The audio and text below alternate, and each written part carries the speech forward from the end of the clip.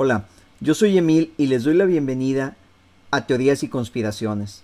Y bien, pues aquí estoy de vuelta después de unos días de ausencia por cuestiones familiares para darle continuidad a la actualización del canal. Como les había dicho, tenía el plan o tengo el plan de darle seguimiento a las situaciones que se están desenvolviendo en Medio Oriente, y para poder llegar a eso es muy importante conocer al protagonista principal de esta historia, que es el Estado Islámico. Está en boca de todos, pero en el día a día me he dado cuenta de que muy poca gente realmente sabe de dónde vienen, quiénes son y qué es lo que quieren. Es por eso que les traigo este documental. Espero sea de su agrado. El mundo ha entrado en un estado de alerta. Hay un gran temor por el inicio de la Tercera Guerra Mundial. Escuchamos de ataques terroristas por una parte, de diferencias entre las grandes potencias en otra, y en la mayoría de las noticias resalta un nombre: Estado Islámico. Lo hemos venido escuchando desde hace algún tiempo y a la fecha hay una gran falta de información acerca de ellos. ¿De dónde han salido? ¿Cómo es que están involucrados en todo evento? ¿Cómo se han vuelto tan poderosos? Y lo más importante, ¿qué es lo que quieren? Si nos vamos al control de información norteamericano y sus buenas habilidades propagandísticas, lo reduciremos a una organización terrorista, un grupo de extremistas islámicos que con su sadismo buscan sembrar el terror en el mundo. Incluso hay quienes lo reducen a un grupo de locos fundamentalistas. Todo esto es solo la punta del iceberg. Para entender quiénes son y qué es lo que quieren, necesitamos primero entender un poco a los árabes. Árabe no es sinónimo de musulmán, tampoco de terrorista. No solo son de piel aceituna y ojos café. Los árabes provienen de Medio Oriente y del norte de África, y son todas aquellas personas que tienen el árabe como lengua principal. En su mayoría son musulmanes, pero también hay cristianos y judíos. Hay personas de tez blanca y ojos verdes, al igual que piel morena y ojos azules. Los musulmanes son los seguidores del Islam, un estilo de vida que pretende encontrar la felicidad y la paz espiritual por medio del abandono a la voluntad de Dios. La palabra Islam se deriva de salam, que puede traducirse como paz. El Estado Islámico, a quienes me voy a referir como ISIS, que son las siglas en inglés para Estado Islámico de Irak y Siria, es un grupo de personas que llevan algunas doctrinas del Islam al extremo y buscan reinstaurar el califato, que es una organización política y religiosa que se dio tras la muerte del profeta Mahoma en el año 632. El califa, que significa sucesor, no es solo un líder espiritual, sino un jefe absoluto para todos los musulmanes. Y de aquí sale una diferencia muy grande que existe entre el Islam y las demás religiones. El Islam no es solamente una religión, es un sistema completo que abarca lo político, lo social y lo espiritual. Cuando Mahoma murió, hubo disputas sobre quién debía sucederlo, y de ahí surgieron los dos principales grupos, que son los sunitas y los chiitas. ISIS es sunita. Para tener todo cubierto, me gustaría remontarme hasta finales de los 70s, cuando la entonces Unión Soviética invadió Afganistán. Muchos musulmanes de diferentes partes llegaron a combatir a los soviéticos. Estos musulmanes se hacían llamar mujahidín, que sería la manera árabe de decir yihadistas. El yihad es la lucha por mantener y aplicar su religión, y puede ser desde la invitación a unirse a su fe hasta la defensa de la misma por medios físicos. Después de una década de lucha, los soviéticos se retiraron y muchos de los musulmanes que pelearon en Afganistán regresaron a sus tierras endurecidos por sus experiencias y fortalecidos en que Alá les había ayudado a vencer a una gran potencia, y más aún que esta potencia se desintegró poco tiempo después. Pero ¿cómo la Unión de Repúblicas Socialistas Soviéticas, un gigante que era rival de Estados Unidos, perdió una lucha de 10 años contra un grupo de montañeses. Bueno, desde aquí las cosas se empiezan a poner interesantes. La administración de Ronald Reagan, junto con el Congreso norteamericano y la CIA, armaron y fondearon a los mujahidín para vencer a la Unión Soviética. Los hicieron perder billones de dólares y esa fue una de las causas de su colapso. Desde aquí hay antecedentes del protagonismo de los Estados Unidos en la creación de lo que ellos llaman grupos terroristas. Esto no es teoría de conspiración, es historia. Con los antecedentes de Afganistán, tenemos un gran número de mujahidín armados y entrenados que los Estados Unidos dejaron a su suerte en Medio Oriente. Avanzando un poco y omitiendo muchos otros conflictos, es importante mencionar que Saddam Hussein fue puesto en el poder por interacción de la CIA durante el gobierno de Kennedy.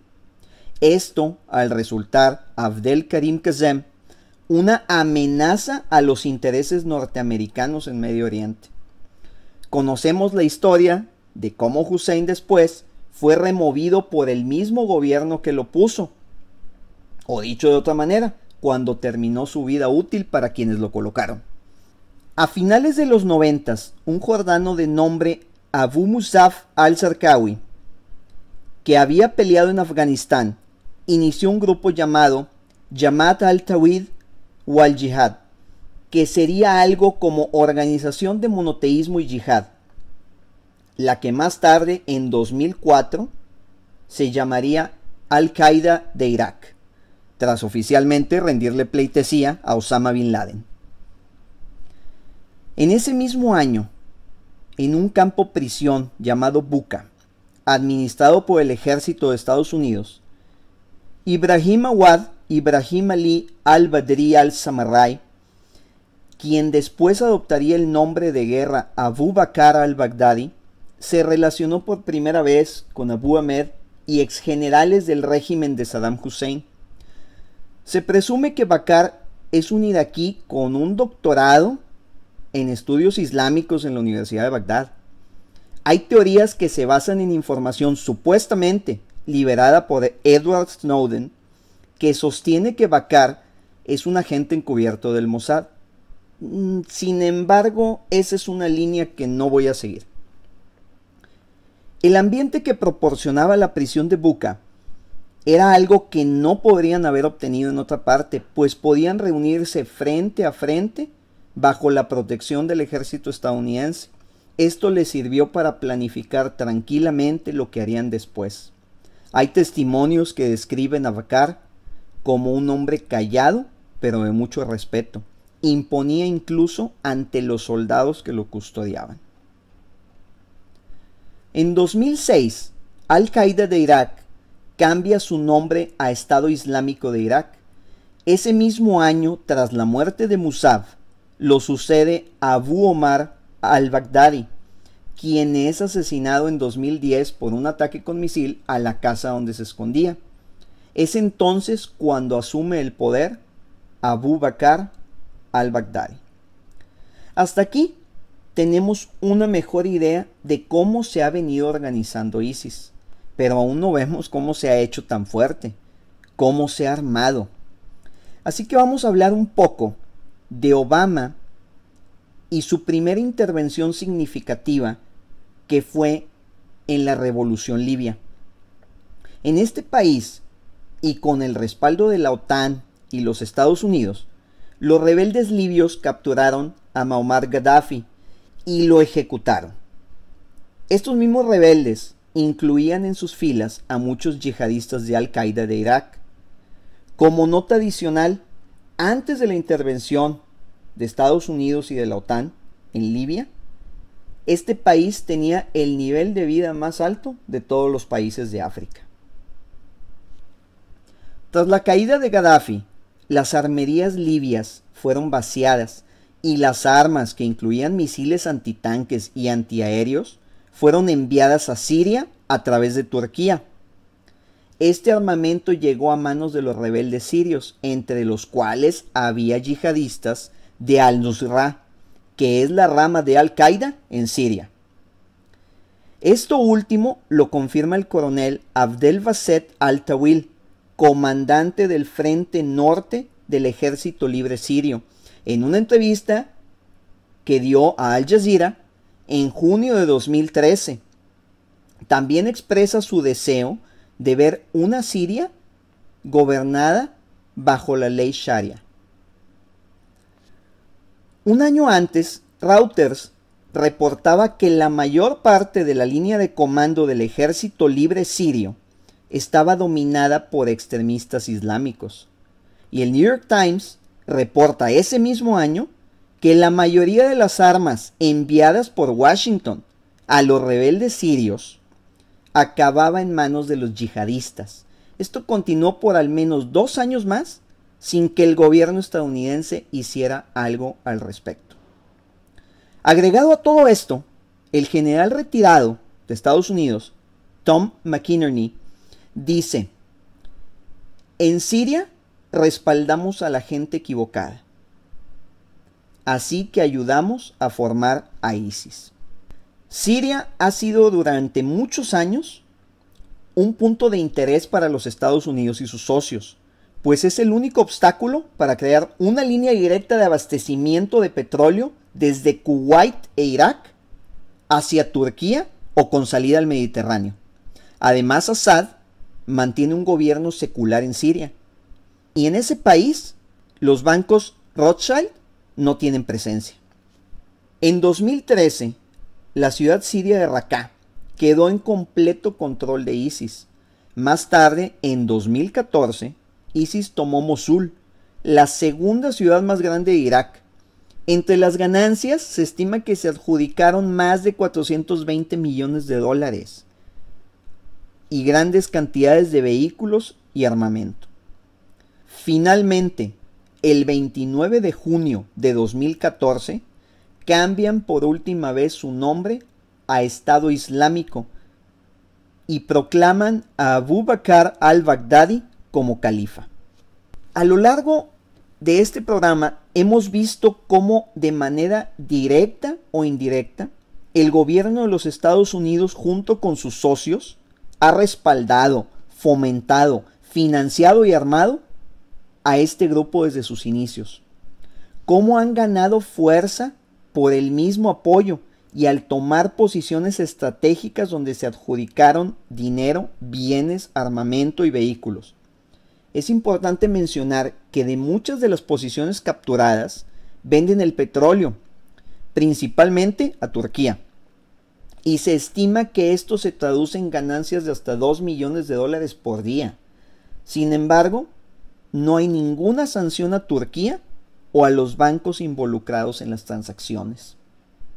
Esto último es mencionado por el presidente sirio Bashar al-Assad en una entrevista a los medios rusos publicada por RT. Finalmente, el Estado Islámico busca unir a todo el pueblo musulmán bajo un gobierno único, es decir, reinstaurar un califato. Esto implica acabar con todo ser humano que no adopte el Islam. Aunque está claro que el Estado Islámico le ha sido de utilidad a Estados Unidos y sus socios comerciales, pues les ayuda a seguir con su agenda de control al Medio Oriente y crear falsas banderas para realizar incursiones armadas moralmente permitidas en los países de los que se quieren apoderar de sus recursos y posiciones estratégicas, no es difícil darse cuenta que el Estado Islámico tiene una agenda propia y sus militantes están convencidos de la idea o sueño de un califato. Están guiados por una fe ciega, una convicción absoluta de que realizan la voluntad de Alá, y eso los pone muy por encima de cualquier otra persona en términos de motivación y resolución.